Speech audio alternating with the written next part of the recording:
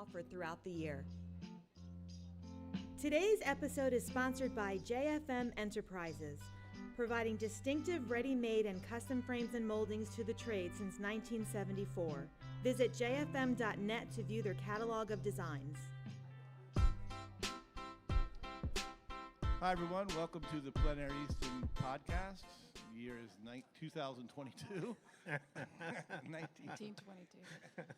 We are here live in the Armory Building in downtown Easton. I'm Tim Wagon with Marie Nuttall. And we're coming live in the podcast, coming from Plein Air Easton 2022. If you this is our last one, but you'll catch us online. And welcome to the show, everybody. Thanks for listening. Marie, you want to introduce our first guest? Or not our first guest today, our only guest today? Our first podcast guest today is Robert Simone. Hey. And are you still hailing from St. Petersburg? Is I that true? am, yeah. Okay. Yeah. So Robert drove up here to join us for the alumni component of Plein Air Easton. Very nice. Very nice. Yeah. Very nice. Welcome, Robert. Thank you very much. Happy to be here. How many times have you been in the Plein Air Easton? I was in the competition twice. Recently or in past years? It's been a little while. I think maybe 2013 and 2016. So it's been a while. Just super excited to be back. And how has it changed since you've been here? There's been minor changes in how things are done. Like I don't remember the paintings being delivered on a daily basis. It used to be they all came in on the last day, and you guys probably had a whirlwind job of hanging them. This way they're hung progressively, right? Exactly. So, but most of the faces are the same, and all the little communities and towns are still as beautiful as they always were. That's right. And the skipjacks are still floating, and so it's all good. All is right with It's the world. all good, yeah. Yeah, we are looking behind us. These are your paintings, is that right? Yes. Robert? And there are you fancy boats, or we mentioned skipjacks. I don't fancy boats. I love boats. I've just been a boater all my life. I used to run scuba charter boats in Florida, and currently my wife and I own a 32-foot sailboat. So we just, we've been on the water, both of us, our whole entire lives, and it's just the thing that attracts me. I do paint things that aren't boats, like a bird standing next to a boat sometimes. Now, are you like a day boater, or do you guys go on excursions?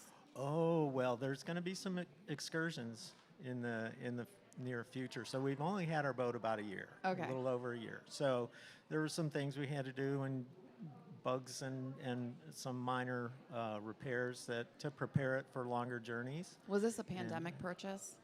No, it's just my wife's always been into sailing, and there was a period of time where we owned a powerboat, and I'm a powerboat guy, right? And so we finally said, okay, the powerboat's gotten old, and we need to get rid of it. And so we did that, and then it was her turn to get the boat that she'd been longing for. Nice. And I think I'm allowed to say that she's retiring from her day job at the end of August. Congratulations. Okay. What's her name? Thank you. Maybe they don't know. Her name is Penny. Yeah, they know. Congratulations, Penny. They know. I think they're panicking. Your secret's out. But I think that's when we'll really have that opportunity to take some longer than day trips. So am I hearing that she's the captain? She does 90% of the driving. She does let me do the docking most of the time because It has a motor. I'm a powerboat guy. But and that, to me, the working on the motor and all that stuff is every bit as much fun as the actual sailing. So. Well, it sounds like a great duo to have somebody to deal with the mechanical stuff. And You'll have to do the Chesapeake Bay one time. There's really a whole summer vacationing tour that people do the bay. You know, all the ports up and down the bay. Oh, yeah. I'm sure you have to make your way from beautiful Florida. We'll have to sail up to Plein Air Easton next year. You can totally do that. You'll be a full-fledged sailor by that time. So you grew up in Florida? I grew up in Cleveland, Ohio. Cleveland, Ohio. Yeah, but I've been in Florida 40 years. So. And then how did you? Your love of art came in Cleveland, or becoming a painter started in Florida, or? My dad was a really good hobbyist watercolorist. Oh. I don't think he ever did any competitions and so forth, but I was painting watercolors when I was 4 and 5 years old. He'd be in the basement after work, and he'd be working on a watercolor, and I'd be right there next to him. So I just had a natural love for drawing and painting my whole life. Were you good at it when you were young? I mean, because I was a terrible drawer. I'm still not a very good drawer. I don't know how to say the word really. I would say that I exhibited a fair amount of raw talent. You know. You understood what the water was doing when you were 4 and 5, like it could melt and make a tree, spread and make a tree. I was good at drawing trees, yeah, and I don't think I controlled the watercolor very well back then. Mm-hmm. But you know, it's just been something I always loved. Always wanted to be a painter. When I was 6th, 7th, 8th grade, I went to a Catholic school, and the library had all these books on Renaissance art. And so whenever we had library time, I was always pulling out some of the Renaissance art books. Sister Wendy's. Yeah, yeah. But I would just be paging through the Da Vinci's and the Vermeers and all that stuff, and just fell in love with it. I became convinced that those Renaissance artists were the smartest people that ever lived, and I just wanted to be like them. How come how did you get convinced of that? I think it was just the beauty of their work. It is beautiful. It is a statement. Yeah, and you know, there's evidential power in beauty. You know, it just grabbed a hold of me, and we started. A couple of buddies of mine, we started going to museums when we were in junior high. We'd jump on a bus and go to the Dolly Museum or Cleveland Museum of Art and stuff. Nice. Which is kind of weird, you know. You're at that age, you're 6th, supposed 7th, to be 8th grade. Yeah, you're supposed to be doing other stuff at that time. Me and my couple of buddies were going to the museums. I'm sure you're glad you had friends doing that. That's right. Yeah, and one of those good friends, I still keep in touch with him. Do this you day. really? Yeah, and he lives in the Cleveland area, and we text back and forth almost every day. So that's Nice. great. A great bond. Yeah. So did your love of art when you were in 6th and 7th grade, did that carry you through your education? Did you study art in high school and college? I took, even before I was in high school, I was taking junior college courses in drawing and so forth. Okay. And then I did I'll start to date myself, but in 75, 76, I went to Ohio University with the idea of studying painting, right?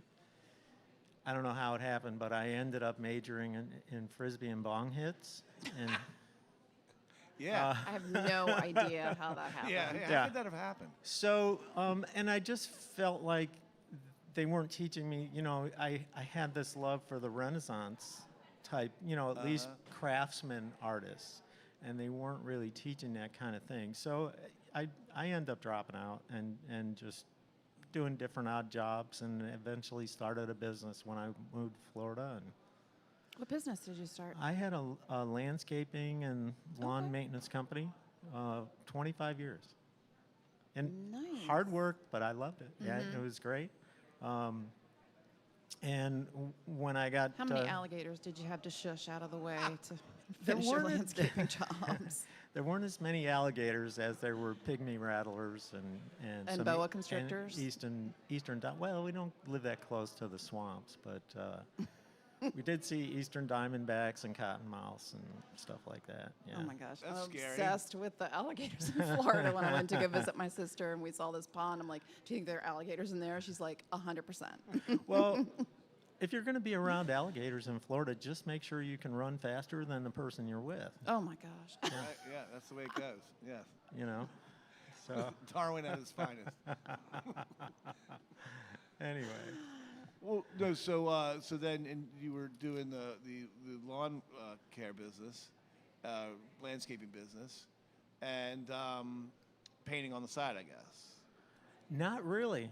I really you put it wasn't doing. aside? I wasn't doing any artwork for the longest time. I got married in 1998, and my lovely wife Penny, I think she recognized pretty early on that I was really a frustrated artist, and she kind of gave me the push I needed to start taking some classes and so forth. And once I started taking a local class, it was, Katie bar the door. It was just the push I needed, and just been drawing and painting religiously ever since. So. Now, when did plein air kind of artwork kind of start taking hold? I first became a plein air, would have been early 2000s, maybe 2005, 2006.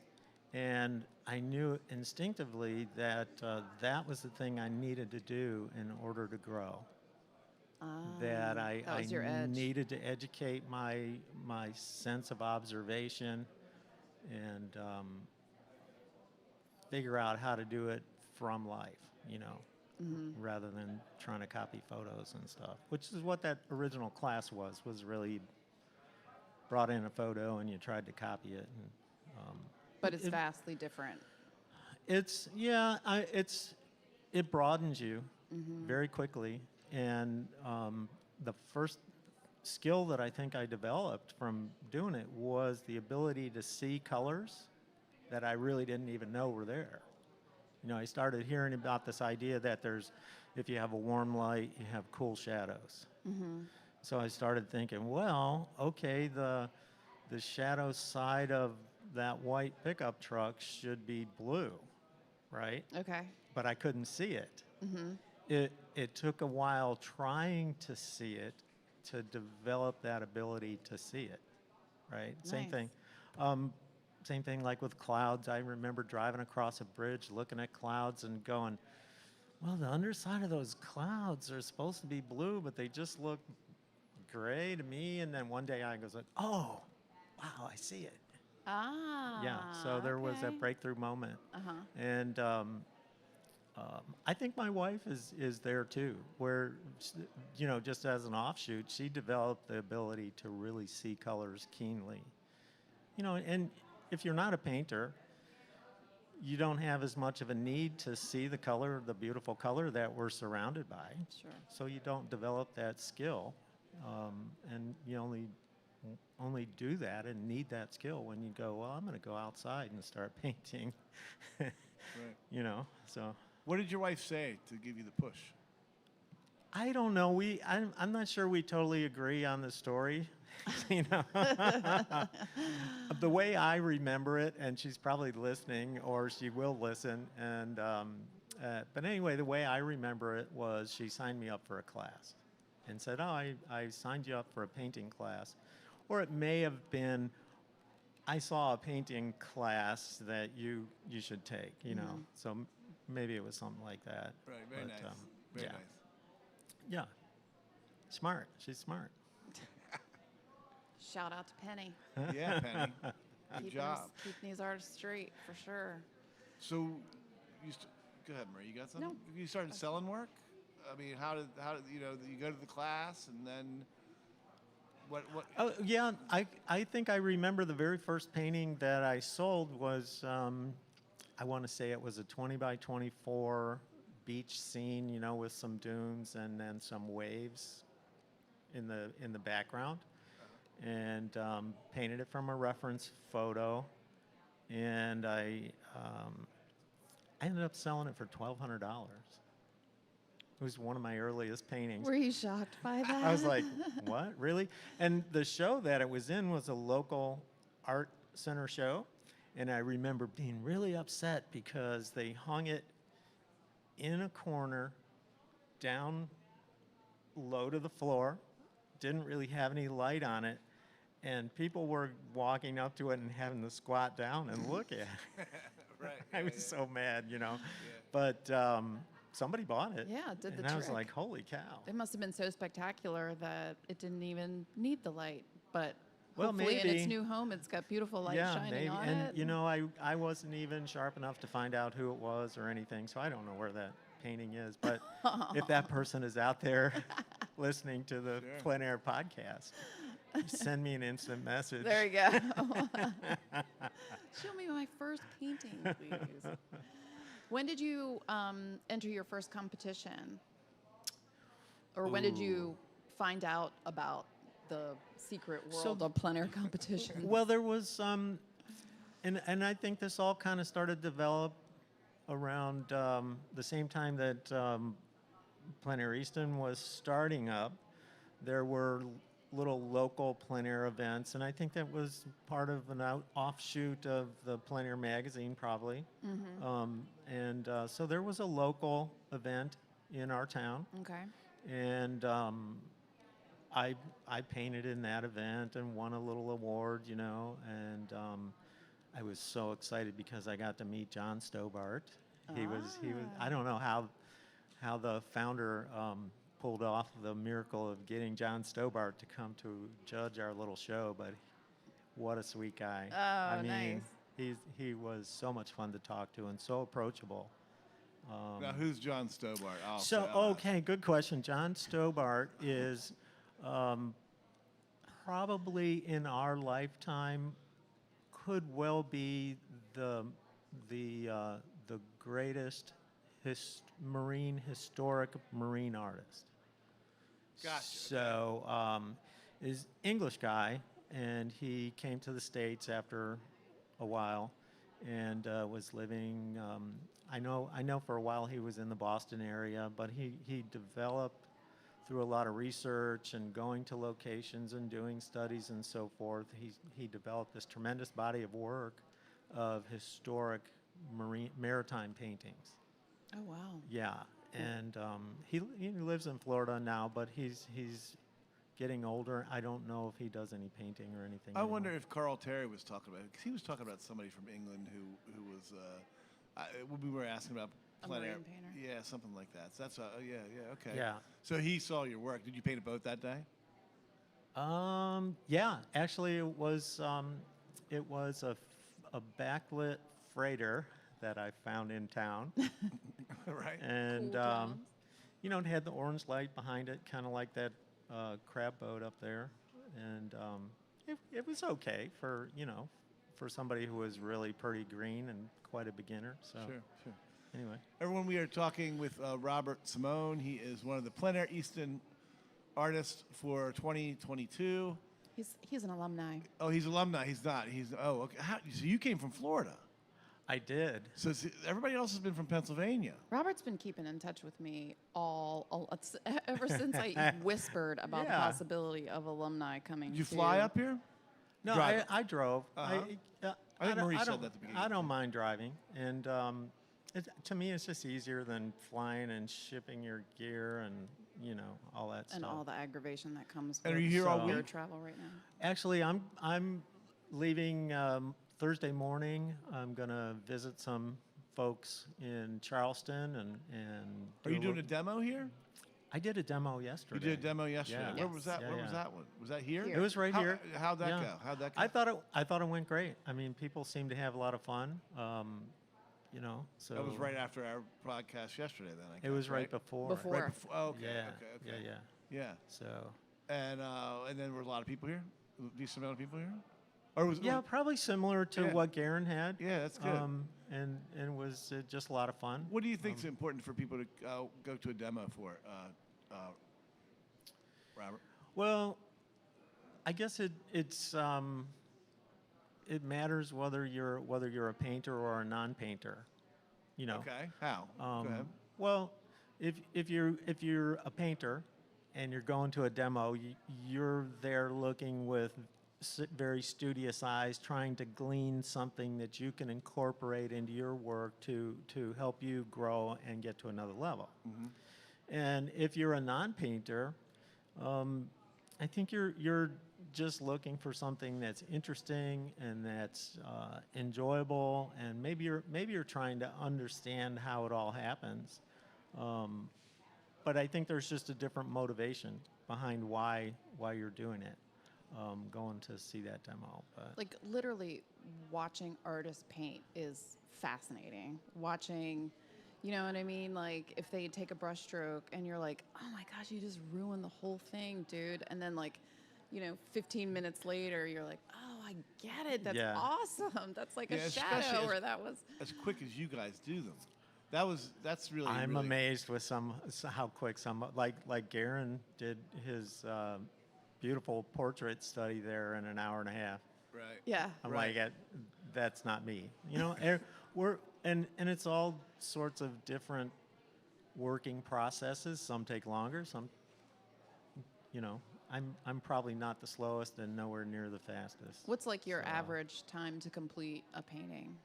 Or do you go back and add to it or think about it? Well, or- that varies a little bit. Every once in a while, you hit one, that you maybe takes you 2 or 3 hours, and you don't want to touch it because it just, it worked, and you love it the way it felt is. good. Mhm. Some of them, you're dancing right around it. But you got to go back and maybe polish it up. Just not there. So you definitely take them out at the end of the day, maybe pour a glass of wine or something, put your feet up and study them a little bit. But not on the paintings. You don't put your feet on the painting. No. But you can put the wine on the paintings, I think. Yeah, I saw a there's paint. There's a girl that paints with wine. I have seen that. We saw that somewhere where I saw some paintings that were done with red wine. I was like, what a waste of red wine. But maybe she wasn't using high quality wine. So We'll be right back in just a few minutes with more from Robert Simone. We're going to take a quick break from one of our wine sponsors. We'll be right back. This is Plein Air Easton Podcast. We'll be right She back. kind of annoys me though. I'm like, really? You spill your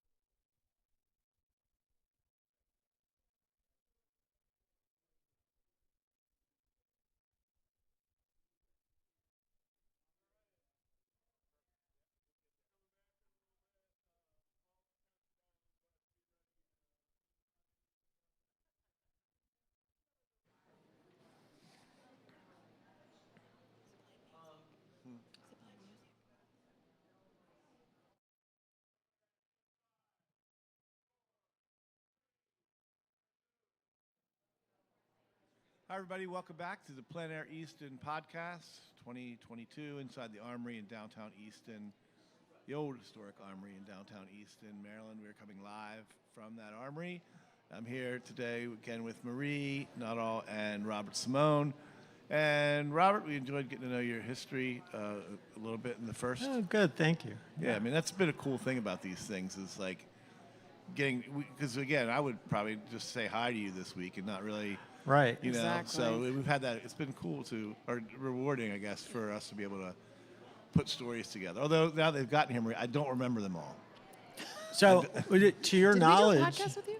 are there other plein air events that take the time to do these kinds of things, podcasts during the event and so forth? This might be one of the only ones that does that. I think we've been flattered by people who've kind of followed our lead in this. I mean, I don't think they have a setup. Go ahead, Marie. Go ahead. What are you going to say? I was just going to say we tend to trailblaze a little bit. Like, you know, some of our new ideas we find migrate into other festivals around the country. And all of a sudden, you know, even from the name of the event can be copied directly. Right, So that's sure. the ultimate flattery right there. There you go. There you go. Yeah, and I think, it is. The Avalon, the people that run it, Jess, Marie. I mean, really Marie, Jess, and Al now at this point. Have just put a lot of passion into it and say this can keep working. You know, so anytime we can do that and we can add something to do that, you know, it kind of goes. And then you'll see other people will try it, you know, but this setup's gotten really, really cool. I mean, I think we used to do them out in the sun when it's 100 degrees, or we would do them in the basement of the Avalon when it wasn't refinished. Right. So, yeah, it's really worked out pretty well. Well, it is a little bit unusual. A lot of events that survive over a long period of time, they tend to have a turnover. You know, they have 2, 3, 4 people that are the core, and then in a short period of time, you know, their interest starts to wane, and they have to find a new set of core people to take over. And it seems like you have a good longevity here amongst the folks that run We the do. event, and even all the volunteers. It's the same faces. And I think we're uniquely positioned because of the Avalon Foundation's mission carries us throughout the year, throughout events that, you know, engage the community through the arts and that all year long. So this is like just a nice extension of that. And really, so you know, like what happened is that the town was looking for another festival. We have a waterfowl festival here. It's very successful. Yes. They were looking for another festival, and Al, who runs the Avalon now, was working for the town at the time. But there's a Main Street program that's across the country, and as one of the Main Street arms is you're in charge of community events. Well, Easton figured out a long time ago that they were good at running, at least the town of Easton figured they were good at running towns, but not necessarily community events. So they kind of farmed that section out to the Avalon a little bit, and that is how we were. So we were always involved. The first year, the town ran it, but the Avalon was in charge. I was the representative for the Avalon as the PR rep. I was putting it out in our PR, putting it out in our emails that this was coming in to town. Yeah. It was the first time we ever did it or done it.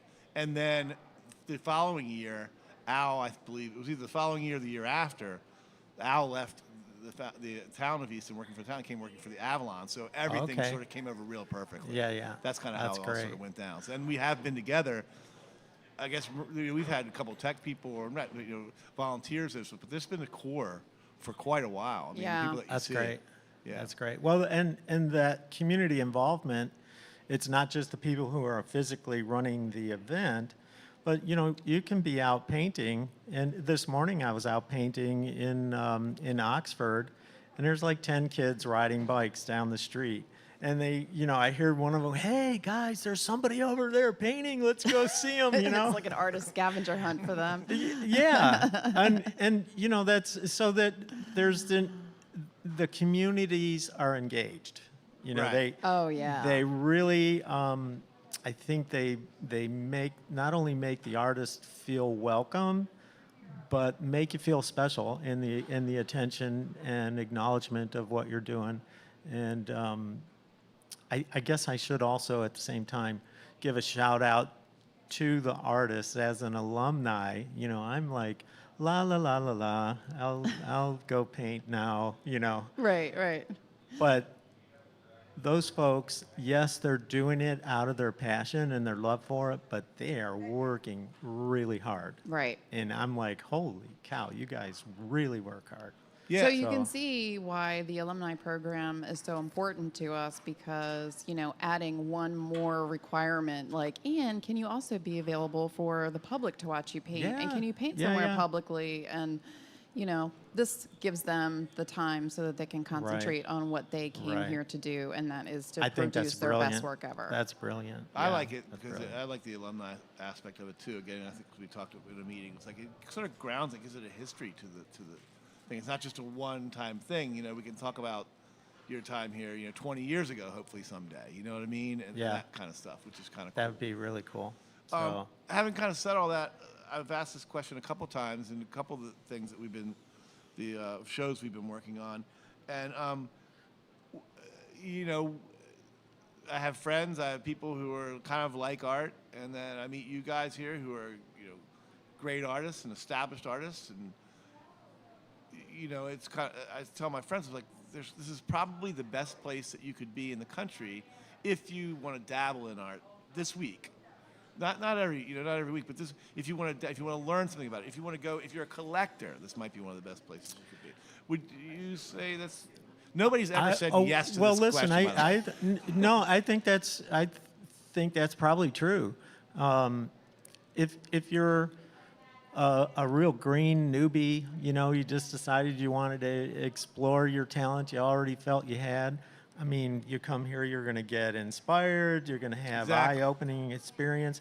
As somebody who's an experienced painter and established in the market, heck, I'm inspired. I have my favorites who are out here working this week, and I'll come up on them and look over their shoulder and, oh, by the way, what kind of linen do you use? Or, what's your favorite brand of paint, and then just watch them and their manner of brushwork. So I think as an artist, everybody can get super inspired. If you're just a casual observer and have no real attachment to painting, but you're aware of it, it's a great week to come and be inspired because you're going to see some of the same stuff I'm seeing. Right. And the other thing, when you talk about collectors, sure, I mean, you're going to come here and you're going to find some of the finest painters working in the country today.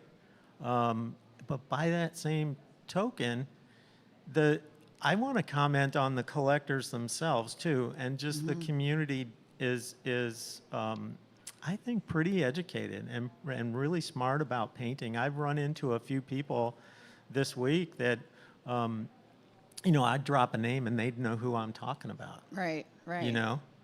And it's just really special to have a general public that does have this awareness. And, it's partly probably because this is a very beautiful area. It's very paintable. Yeah.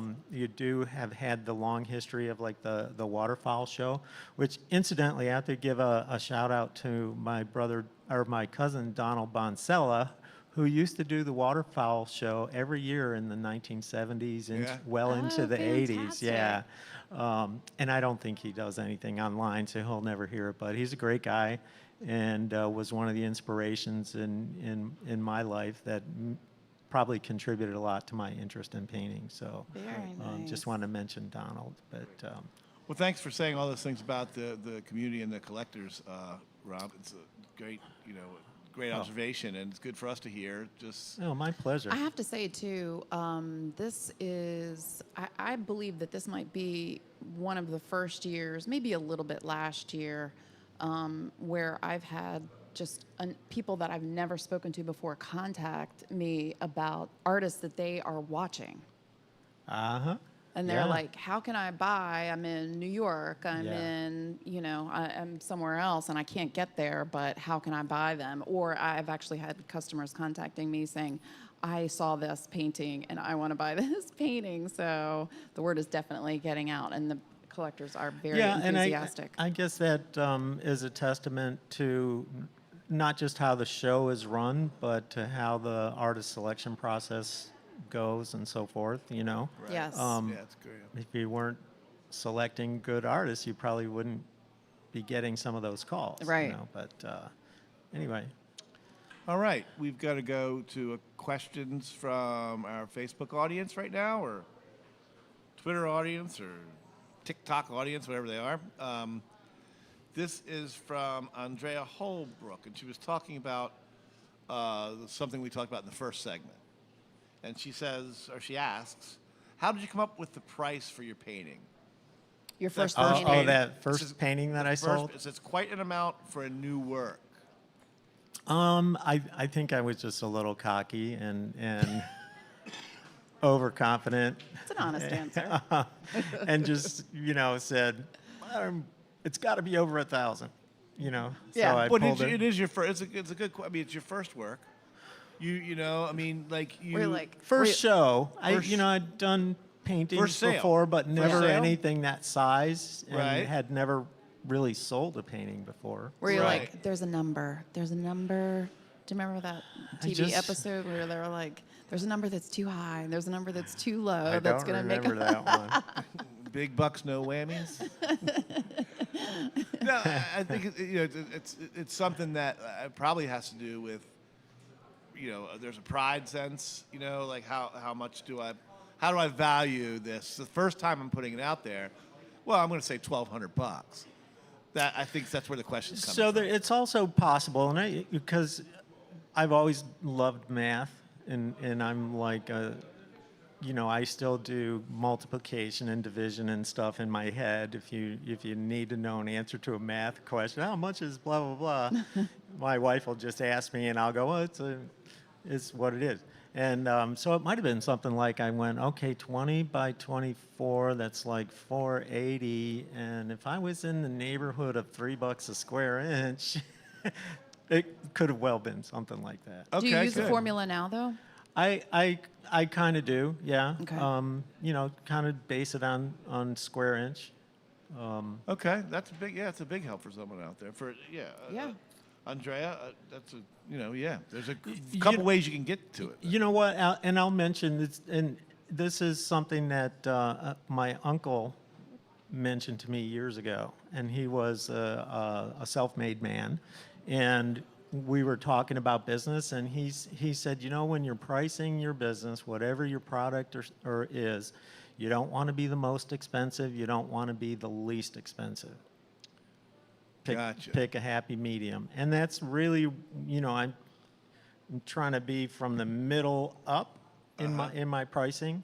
So that suggests that's just- that you need to, like, when you're entering into the room, that you need to kind of like quick gauge and look at everybody's stuff to see what the range is. Well, Do you? yeah, you should, and I always find myself going, dang, I forgot to check people's prices to see, you know, how they're pricing their work. That's a great answer. But at some point, you just like own it. Like, this is my pricing. Like, it really doesn't even matter what the rest of the room is doing. At Like, some don't point, you hit that know point? What your worth is. Yeah, and I guess I tell myself that, you know, if your work is selling, you can probably do little increases, because you know, if you're a car dealer and your cars are, you can't keep them on the lot, the price goes up a little bit. So Right. it's a supply and demand type of thing. And each artist, everyone here has a one-of-a-kind product. Exactly. Nobody can do my paintings. Right. They can do paintings that are comparable, that are every bit of quality, even better quality, but mine are still uniquely done, and every other artist, their work is uniquely done. And even if you're brand new and you're getting your feet wet and you're thinking, I'm going to enter some shows and stuff, keep in mind, nobody else can paint your paintings. You know, whether you think they're good or you think they need maturity, still it's a one-of-a-kind product. Exactly. Hope Can I that's a ask great another answer. Yeah, Marie, go ahead. online question from our friend Linda W. Of the professional societies that you are a member, which would you suggest for a beginning plein air artist? Oh, wow. So I would say all of them, but if you're, That narrows it down. How many you You remember? know. Are you a member of a lot of them? yeah. Okay. So maybe 4 or 5. It's hard to be a member of too many because there's dues, right? So, and if you joined every art society like OPA and Salmagundi Club and American Society of Marine Artists and American Impressionist Society. There's another one that's the Outdoor Painters Society in Texas. That's a good one that has a pretty good plein air show that is in Galveston every year. And it's probably a good one to get into if you're trying to get your feet wet, because it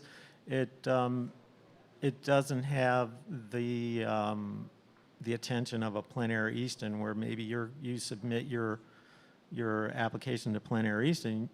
There's probably 2,000 or more other people that submitted their application throughout the world. Surprisingly, no. No. Well, it's a lot. ahead. It's a lot. It's a Yeah, lot. it's a lot. And we're so,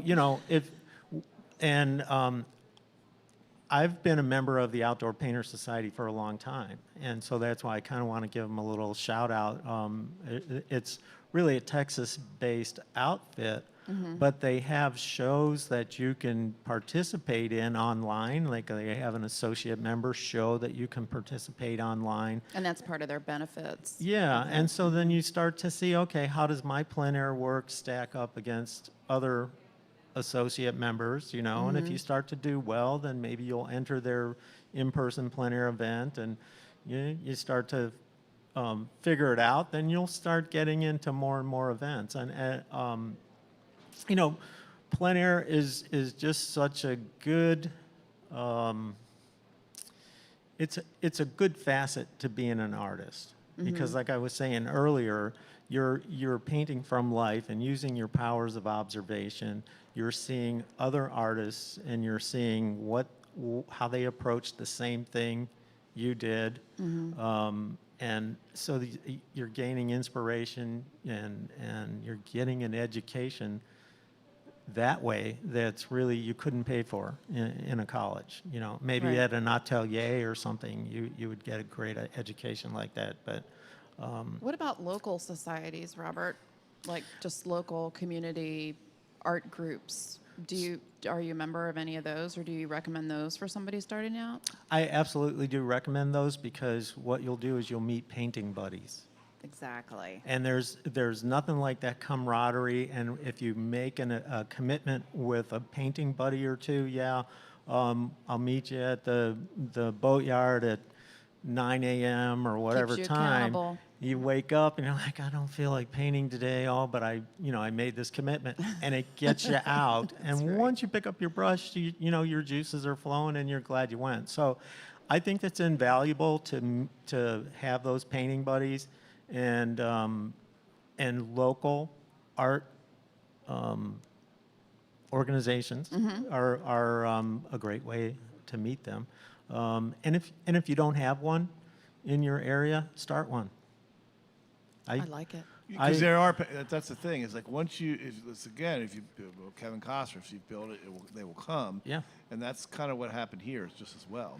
I did exactly what I did a number of years ago. I used a Facebook page, and it's called the Plein Air Colony of St. Petersburg.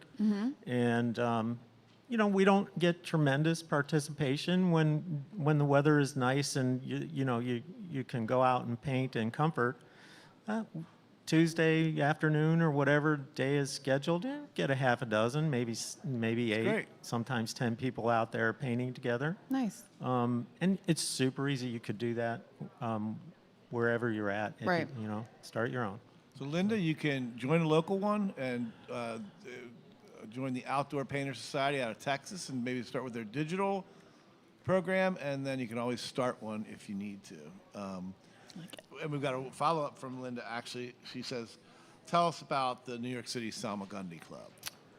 Oh, Salmagundi Club is it is such a historic art club. I think it goes back to late 1800s. William Merritt Chase and John F. Carlson, I think. They're just a very esteemed membership group.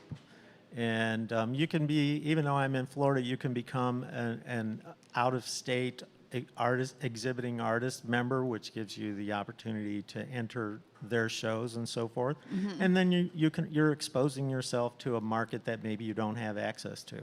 Right. Okay, because a historic club like that is going to have a following that's built up over the decades too. So, but even their shows, I mean, I'm not going to lie to you, they're not always the easiest ones to get in. But it's something to strive for to get in some of their better shows, because we talked a little about collectors. Collectors are keeping their eye on what happens at the Salmagundi every now and then too. Right. Yeah. And then what about, do you think that having that credential of being a member of that helps you for invitationals, or how does that work? Well, I think it does give you some credibility for your bio, Right. But I'm sure there's ways of not having the Salmagundi Club. I can't even really for sure. I think the reason I wanted to join it is one time we were on a trip to New York City, and we're going to a restaurant that was right around the corner from it. Okay. And I was like, oh, what is this? And the door was open. We ended up going inside and asking questions. Cool. And there was an artist, a members show going on. And I started saying, oh, this is kind of a who's who of a lot of names I recognize. And I was much newer to being serious about painting in those days. And that inspired me, And there's a process where you have to get, I think it's 2, maybe 3 artists that are members to sponsor you. And then you send in some examples of your work, and there's a review board or something, and you end up getting in. Nice. So, That's Well, great. congratulations. Yeah. oh, thanks. Yeah, it's nice. Yeah, we went up there. We visited the Salmagundi Club. I actually had a meeting there. You were there for that year, weren't you? No, I You didn't missed get it. Oh, that's invited why you on didn't that bring it up. So it must have been a year before you got it. You would have been great at the meeting where we could have used you. I've never eaten there though. If you're a member, you can go in. Oh, there's food too? Yeah, they have like in the basement. I think is Yes. a restaurant. Wow. I think we had wings. Yeah. No, I don't know. I'm just kidding. But it's a cool building. It's a really cool yeah, building. it is. It is, and again, it has the prestige. I've always heard the name on it before I ever was in work at all with paints or painting or anything like that. So I don't know if I heard it in movies or I heard it in wherever, but I always heard the name. It takes a while to learn how to say it. Yeah, too. yeah, especially when you lead it for the Yeah. first time. But when you do what? learn how, you want to say it all the time. Right. All right. I think we are about to wrap this podcast up. What else do you have planned for the week here, Robert? Or what kind of are you gonna be out painting if people are listening coming into town? So Nick's gonna film an instructional video Those with are me great. tomorrow, and he's probably gonna want to know where that location is gonna be, and so I better figure that out sometime soon. So that'll be available. You're getting hotter. On so our that'll website. be available on, as I understand, on the Plein Air Easton website, and I'm not sure the price Nice. that they'll yeah, be. that'll but- be under our pay-per-view offerings. Right. Okay. So. Yeah, which we're getting ready to boost up our inventory of pay-per-view. Yeah. Yeah. Yeah, I'm trying to think of where there's a shady spot I can stand and see boats and water. So that's the agenda. But Tick all the boxes. What about the working waterfront here? I mean, when you talk about that, that's where you're looking. What do you find here at the working waterfront? well, there's I think those working waterfronts are oftentimes generational. Grandfather worked there, your dad did that, and I think the younger generations, they're starting to go, man, these guys work really hard, and maybe they're opting more for a college route instead of jumping into the working waterfront. True. But it's it's just those blue collar, hardworking people that really, I think, help keep the country going. Mm-hmm. I mean, would you be able to go out and have a nice crab dinner if there weren't Sure. crab fishermen? Right, or the crabs would be imported from Louisiana you know, or something. And I equate this area to one of my favorite places in Florida. Is a little town called Cortez, which is a small working waterman's village, about 45 minutes from my house. And, you know, they do blue crabs and stuff there. They use different style of boats because I think they're in shallower water most of the time. Oh, okay. And there's some bottom fishing boats where they catch grouper and other kind of fish like that. But it's this sort of salt to the earth type of people. And the other thing I find, and it's true back home, and it's true here, whether you're in Tilghman's or here in Oxford or Bozeman, is that? Am I saying? The people that work the water, they're happy to see a painter. They're like, "Hey, how you doing now? I'm not in your way, am I?" Oh. And I'm like, I'm the one that's worried about being in your way. You're busting your chops over there, and you know, I'm just painting. So I've never run into, you know, a grumpy waterman. Yeah. Even though they do work real hard, when they see an artist, I don't know, they're just happy to see you. They embrace you. They don't mind if you paint their boat, you get on the dock or whatever. Sure. So it's just. I think you were saying before the communities, the working waterfront is still pretty vibrant here. Or whatever. You're not seeing that up and down the East Coast or whatever. Is that what you were saying? Right. I think to a certain degree, some of that's diminishing. And I'm not 100% sure why that is. I know that there's parts of Florida that used to be a huge shrimping industry, right? Mm-hmm. And then the water quality in the river I think the water got diverted from Georgia, and somehow they don't have the same water quality, so the number of shrimp diminished. And so those communities are having to reinvent themselves because they can't depend on fishing anymore. Right. You know, and you know, what if the resource wasn't protected here? Right. What would happen to all those folks that at least for part of their family incomes, they depend on the water? You know, they'd have to reinvent themselves too. I mean, what are they going to do? Turn their crab boats into floating tiki bars, or, you know? Exactly. I mean, so it's just, to me, it's a romantic sort of lifestyle, and I equate it to the mowing lawns and landscaping that I did because it is hard work, and it's, you know, it's not glamorous work, but I know they're out there because they have a passion for the water. They love their boats, and, you know, they just, it's real, I guess is a good way to say it, you know. Well, Robert, appreciate that answer as well as all your answers today. Now we're going to have to come up with some quick answers because we're going into rapid fire. Here's rapid fire. All right. First thing that comes to your mind, Robert, dog or cat? Cat. Okay. Favorite city in the world that you have not lived in? I'm supposed to do this rapidly? The first thing that comes to your mind. Charleston. Okay. Charleston. Okay. Good. Yeah, good. Hey, What about shout out to Charleston? Do you like? Charleston's really cool.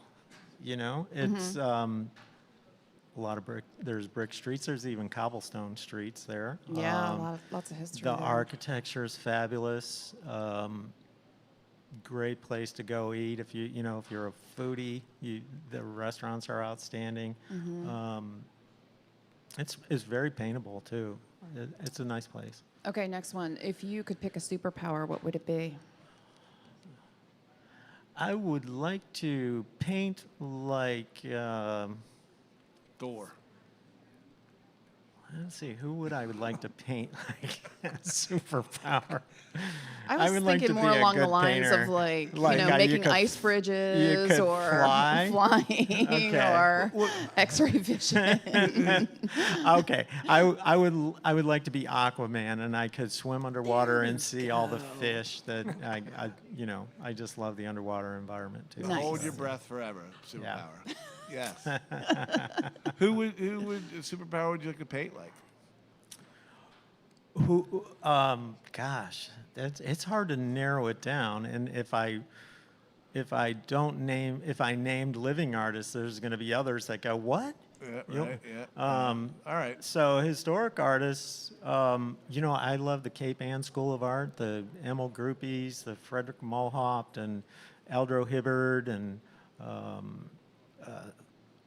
Charles Movalli, those artists up there. I just love their work. Broadway or movie premiere?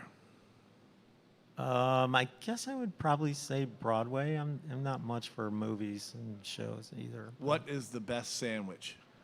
Ham and cheese, or grouper. It could be a grouper sandwich. Groupers. We don't know that talk around here. It's a good fish. We're a crab cake. Yeah, I know what it is. Okay. That's all we ate when we went down there. Grouper Grouper comes on tacos everywhere. we went. Oh, yeah. Grouper's on special up here, right? That's the only time you get it up here. You get it for like Right, 2 months right. on special. Or whatever. It was Yeah. like, wow. One more question. I'm curious about a paint color or a tube of paint that you refuse to purchase or do not use. I'll just stick to color. I don't want to upset any Industry any professional. any industry brands. Like I don't like white paints that are really stiff. So like a flake. Oh, so it's a texture issue with flake you. white. Yeah, I like Okay. a softer paint. Okay. I don't know that there's any colors that I would just really hate. It's that I like a soft buttery paint, and so there are some different textures and feels to different brands. Oh, okay. And for me, I like those ones that are softer. Other artists like the ones that are stiffer. I guess it just has to do with what your manner of working is. Exactly. Yeah. Robert, thanks. This has been great. I just get to know you. Awesome. It's awesome. Thanks for coming. Enjoyed here. it. Thanks for having me. Yeah, All yeah. right. This has been the Plein Air Easton Podcast.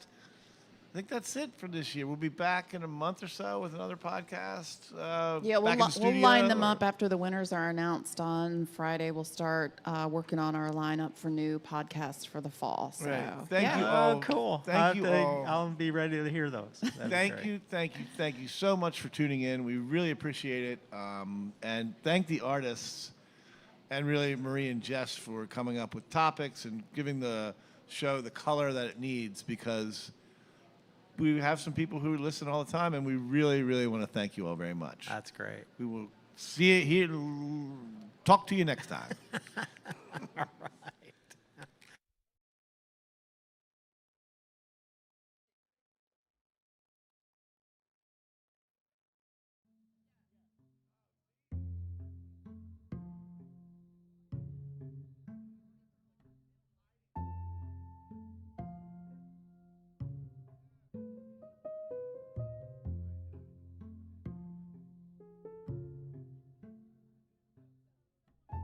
The Plein Air Easton Podcast is brought to you by the Avalon Foundation and was produced by Nick Richards.